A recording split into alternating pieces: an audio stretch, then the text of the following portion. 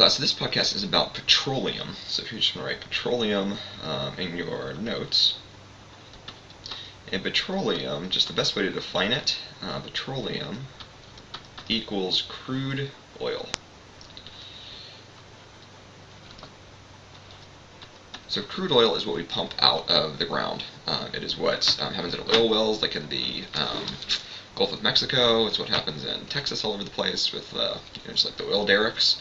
So what we pump out of the ground is crude oil, and it's known as petroleum. What petroleum is, it is a mixture of hydrocarbons. Mixture of hydrocarbons. And hydrocarbons are just things made out of hydrogen and carbon. So things like methane and ethane and propane and butane and decane and octane and all of those. So it's all just a big, thick, soupy mix of all those hydrocarbons. So crude oil is not helpful to us in the least because it's just a mixture of all these things. So it would be like thick oil and tar and methane gas, and it's all this stuff just mixed together. Okay? So what has to happen is it has to be refined. So off to the left, there's a picture of an oil refinery. So it has to be refined. And refining basically just means separating this mixture, or breaking it into its pieces. Breaking it into its pieces, or its parts. And there's a way that this is done, and it's known as fractional distillation. Fractional distillation.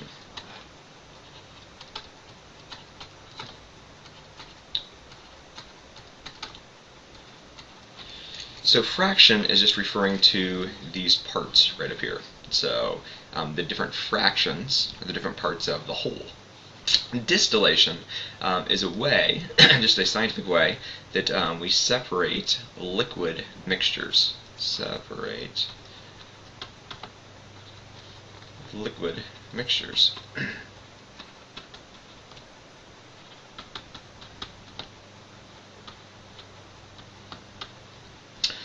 So you may have also heard the word distillation, like distilled water. It's also the way we get beers and alcohols at breweries. They have distillations. Back during Prohibition, you had like moonshiners, and they used a still in the back of their yard, and a still was just a distillation device that they would try to make beer and wine on their own. Okay, so fractional distillation is a way to separate a liquid mixture, and specifically because it's fractional distillation, separate liquid mixture into its fractions, or its various parts. All right. So the way IMFs relate to this is we have all these hydrocarbons of different lengths. So this is a key part. So it's going to be a little star. Looks like I don't know what it looks like. It's supposed to be a star. But we're just going to say there's a direct relationship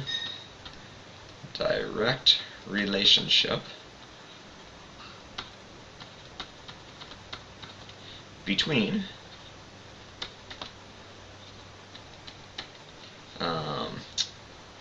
boiling point.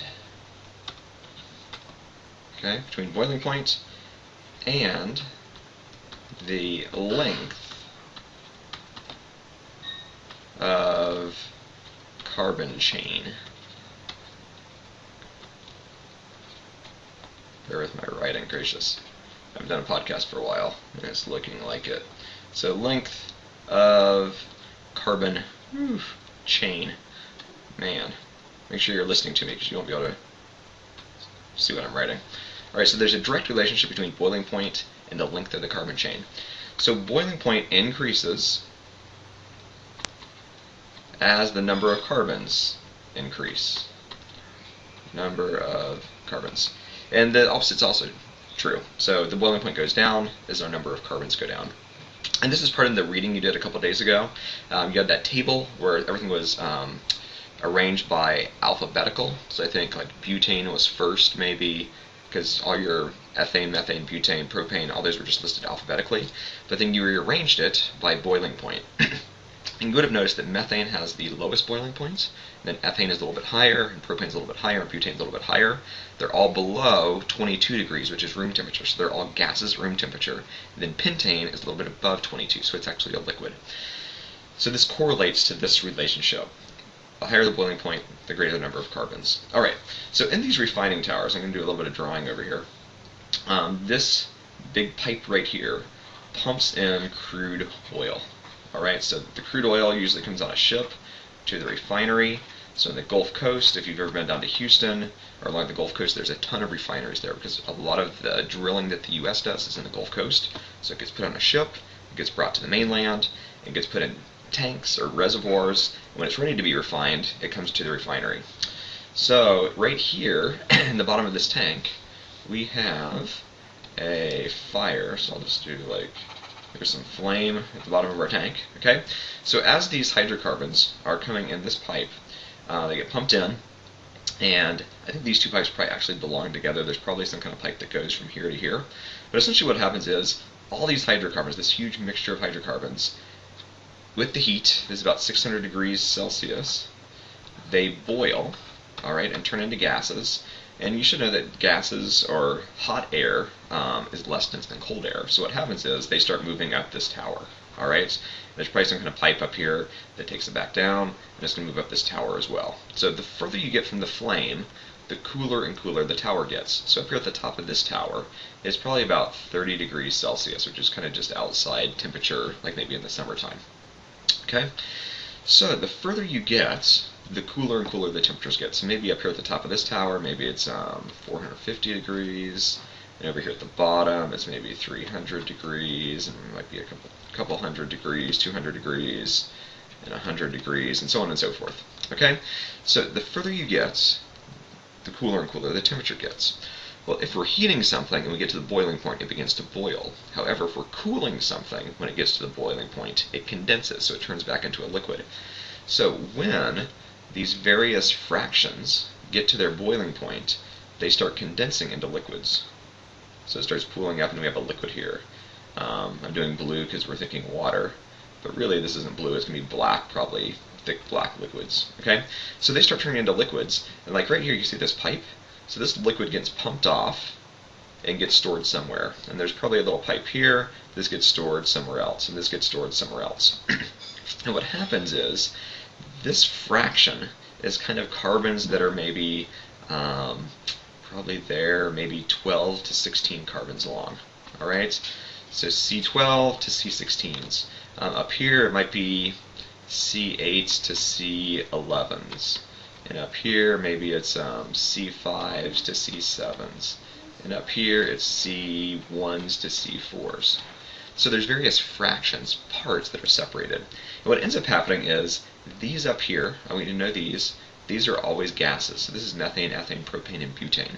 They never get cold enough to turn back into a liquid. These right here, the C8 to C11-ish, these are gasolines, diesel, petroleum, stuff like that. Stuff down here is probably like thicker oils or lubricants for the machines we have. And then down here, there's certain things that never turn into a liquid. They're just too long to even turn into a liquid.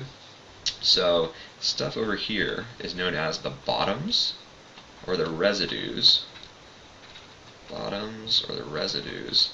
And these things become stuff like our streets, like asphalt, paving things. So anyways, I'm going to the top. 1 to 4 carbons long is known as gases. The bottoms and the residues are made of things that are greater than 60 carbons. Okay? So some number greater than 60 carbons long. Alright, the last thing, a couple things. So petroleum, we use it in basically 2 different ways. So again, this was in your reading, but 89% of what we pump out of the ground, we burn. Alright, so as far as greenhouse gases go, it takes quite a bit of energy to get the oil out of the ground in the first place, and then we take it out and we burn even more of it. So this is a huge source of greenhouse gases for the world. 7% of stuff is for making new things. Mostly this is going to be plastics. Alright, so anything made out of plastic was once oil, unless it's recycled plastic, which is why you should recycle plastic. Because instead of taking more oil out of the ground to make plastic, we have plenty of plastic. It's everywhere in our lives. Recycle it, they melt it down, and they just reform it again. And about 4% of petroleum is used for oils, lubricants, roads, streets, stuff like that. So a lot of this has to do with these residues here, stuff that's really thick and gooey that really is not helpful for fuels and gasolines. Alright, the last thing you need to know for this set of notes is what's known as a combustion reaction. And a combustion reaction is simply when we take a hydrocarbon, so CXHY, okay, it doesn't matter what X and Y are assigned numbers there, plus oxygen. And every time we react a hydrocarbon and oxygen, we get these two products. We get carbon dioxide, and we get water, and then in addition to that, we get a bunch of heat. So, again, that's why we burn fuels, to give us heat.